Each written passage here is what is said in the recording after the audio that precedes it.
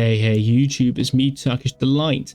Every time I cover the news, it takes way too long, so we are actually just going to speed blitz through it. First of all, Amarok here talking about server IDs being truncated, and everything else that he mentions here seems to imply that there is a bug to do with the storage of information into the game, which we covered in a previous video, the actual server IDs and the servers you are connected to, hence the duplication, as well as, issues with rollbacks with the servers, potentially when issues are being fixed or when the server is properly trying to update all of the storage that's been put into it. So, meaning that Amarok knows all of these issues, he is working all these issues. I feel so bad for the guy that's been like, the other day he just finished the previous thing and now he's on to the next thing. But like, honestly, it's good to see how hard at work Amarok really is, you know, so we got that. So Kissen Kitten comes out here talking about the AI Diablos. I believe that the reason why they put the AI Diablos in the middle of the map was simply because that would give them the most amount of data in order to improve AI dibbles and give people the easiest access to test them out. The devs talk about the idea later on that certain things in the horde test do create unfun gameplay. They do understand that, and of course it is just a part of the testing for horde test. Whether or not AI Dibbles will come to live build will be dependent on how much progress gets made on the Diablo and how the devs feel about it. I don't think we're going to get the AI Dibbles into live build, but we'll have to wait and see. Next of all, Kissen Kitten goes on to talk about Shant, where she says that Shant is going to be a force of nature, and it'll be as strong as a sauropod, but just be more agile. As sauropods already aren't that agile, the agility for Shant isn't going to be like the biggest thing ever. But we'll have to wait and see. I'm pretty excited for Shant. We are just trying to blast through the news, unfortunately. Kissen Kitten talks about the idea that Avrima could be coming towards the main build, and Legacy becoming the beta build. I'm very, very excited for this, as Dandy did say that once we got Elders, Allo, and Rex, they would be pushing Avrima to the main build. This also means that we'd probably be getting brand new trailers for the game, and probably way more promotion for the game, which means this community will be growing. I think that's very, very cool. We know that Camara's animation work is almost done, and we know that Osteraptor is unlikely to come during this horde test and will more likely come out after the Rex horde test is finished, which is very, very cool news to have. Overall, let me know what you guys think about the news here. I'm sorry I'm covering it very, very quickly, I just don't have the time to make this video properly.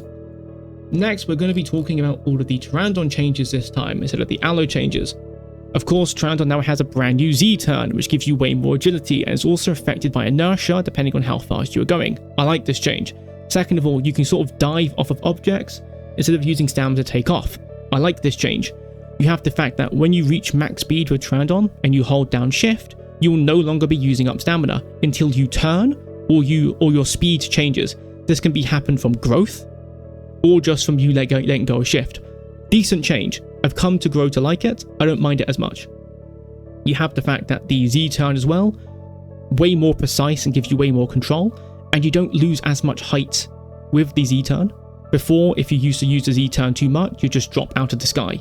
It now seems to be that you still kind of like remain in that sky and you go back up to your previous speed. I do quite like the normal turn for the Pteranodon. I like the inertia of it. I like the way that it feels. I'm pretty happy with that change. You have the thermals. The devs fixed a bug where the thermals in the past were draining stamina when you were going up the thermal. They have fixed that. You can now use the brand new G turn with Pteranodon just by tapping G on your keyboard, and you will like fly around in a circle, which allows you to properly utilize the thermals, at least in my opinion. And this animation for going up the thermal, I'm not sure if it is a bug, but if it is a bug, please leave it into the game. I think it's a really, really cool pose. I quite like it. It adds a little bit of goofiness. I just like the way it looks. But if it is intended, I think it looks kind of funny, and I do quite like it. I like little goofy things sometimes with my games.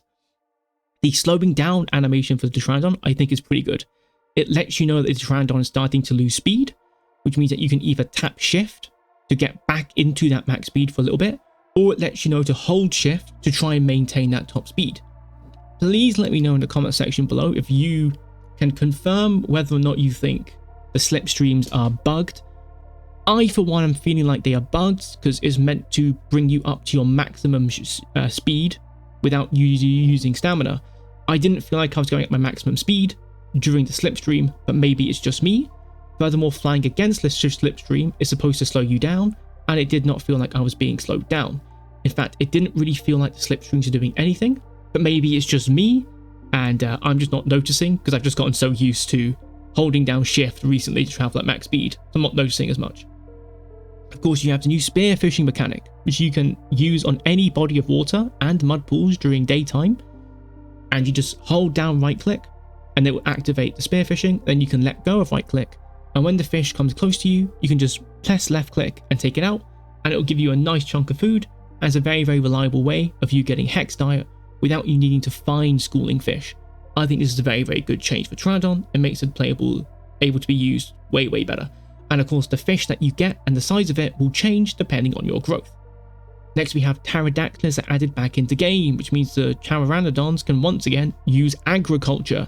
You do this by getting a fish, flying around, waiting for the pterodactyls to come after you, dropping the fish, attacking one of the pterodactyls, which will cause the entire flock to fly away, and now you have your fish and your pterodactyls. So as a juvie, you can farm both hex diet and lines diet pretty effectively. We then have the speed changes to Pteranodon.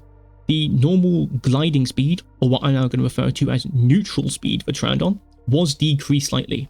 I do feel it.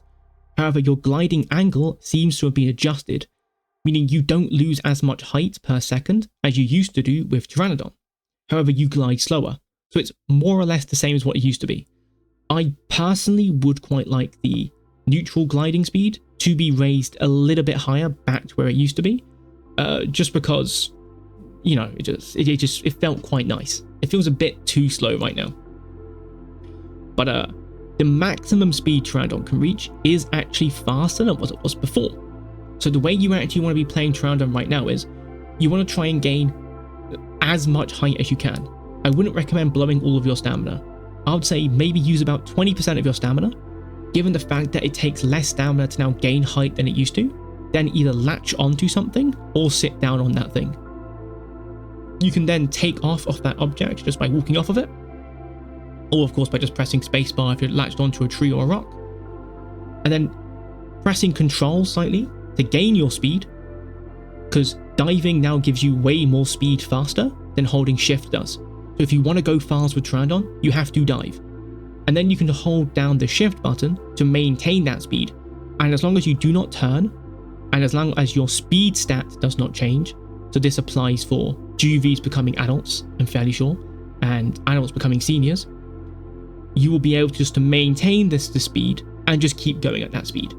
Of course, if you let go of it, you will enter into the animation that shows that you're slowing down, and you can actually, you have a bit of a grace period I found in testing, where you can sort of tap shift again and go back into that speed for a couple of seconds. So if you want to try and be a bit efficient, you can sort of cheese the system a little bit by just tapping shift every so often just to enter into it, instead of holding down the shift button. But of course, holding down shift will just be better. But you can sort of finagle the system a little bit by doing little turns and then shift. So there is room for like exploration and skill expression with these changes. I for one really, really like them. My only complaint is if the gliding speed could be increased just a little bit. But Pteranodon right now feels great. I'm looking forward to the new ground kit when we get it.